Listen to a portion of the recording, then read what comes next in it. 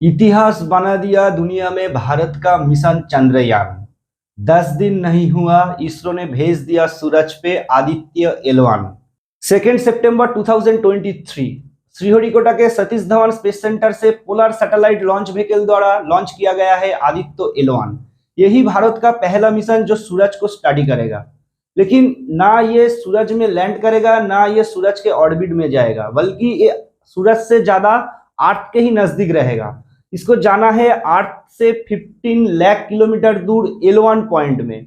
और L1 point में जाने के लिए लॉन्च होने के बाद टोटल 109 दिन लगेगा, और उधर पहुंचने के बाद ये सूरज को 5 साल तक स्टडी करेगा।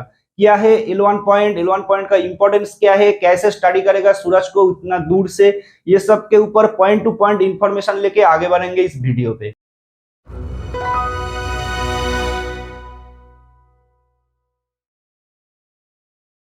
जैसे अर्थ का एक ग्रेविटेशनल फोर्स है जिसके दौरान किसी भी सब्सटेंस को अर्थ खुद के तरफ खींचते हैं, ऐसे ही सन का भी एक ग्रेविटेशनल फोर्स है जिसके दौरान सन भी उसी सब्सटेंस को खुद के तरफ खींचते हैं।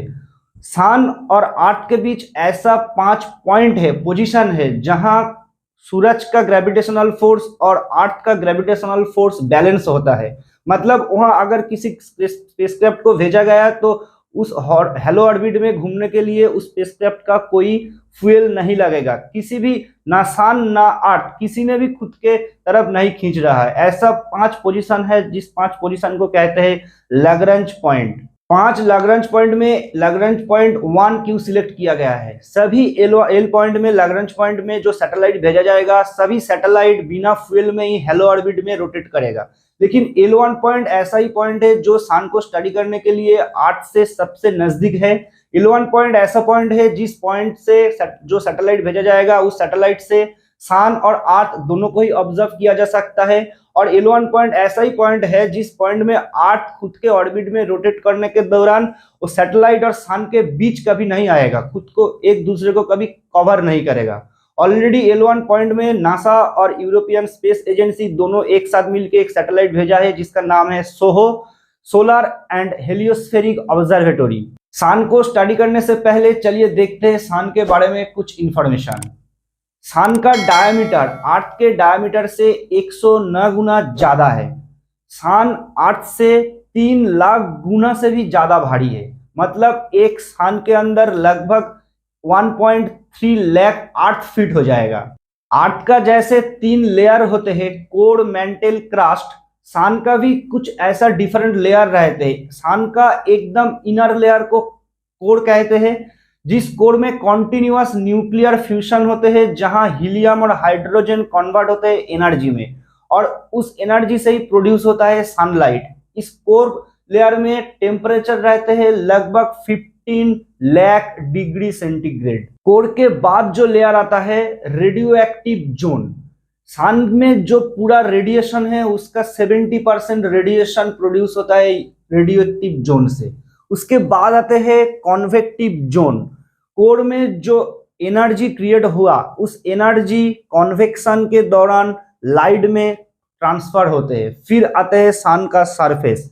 बेसिकली सन का कोई सरफेस नहीं रहता है अर्थ के जैसा, लेकिन वह एक लेयर रहते हैं जिसको कहते हैं फोटोस्फीयर। इस फोटोस्फीयर का टेम्परेचर रहते हैं लगभग 5500 डिग्री सेंटीग्रेड। फोटोस्फीयर के आउटर लेयर है क्रोमोस्फीयर, जहां टेम्परेचर है 6000 डिग्री सेंटीग्रेड से 20000 डिग्री सेंटीग्रेड।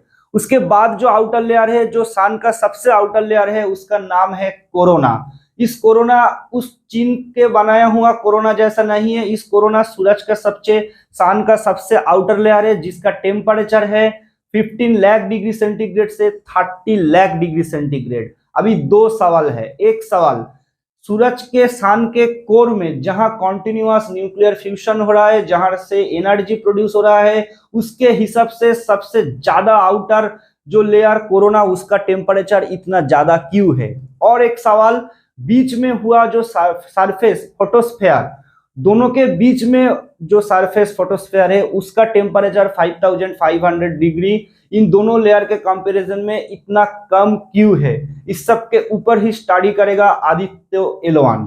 धरती से हम जो सन को देखते हैं वो सन का बेसिकली फोटोस्फीयर है। सोलर एक्लिप्स के समय जब सन का एक रेडिश ग्लो हम देखते हैं, वो होता है सन का क्रोमोस्फेयर। और जब फुल सोलर एक्लिप्स होता है तब वो जो मिस्टीरियस सन को हम देखते हैं वही होता है सन का मिस्टीरियस कोरोना लेयर।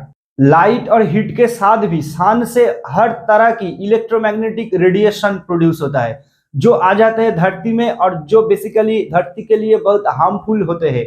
उनमें रहते हैं अल्ट्रावायलेट रेडिएशन, इंफ्रारेड रे, एक्सरे, गामा रे और सोलर विंड। सोलर विंड वो है जो सन में एक आंख का तूफान प्रोड्यूस होता है, आंख का तूफान होता है, और वो अंतरिक्ष से आ जाता है धरती के अर्थ के लेयर में।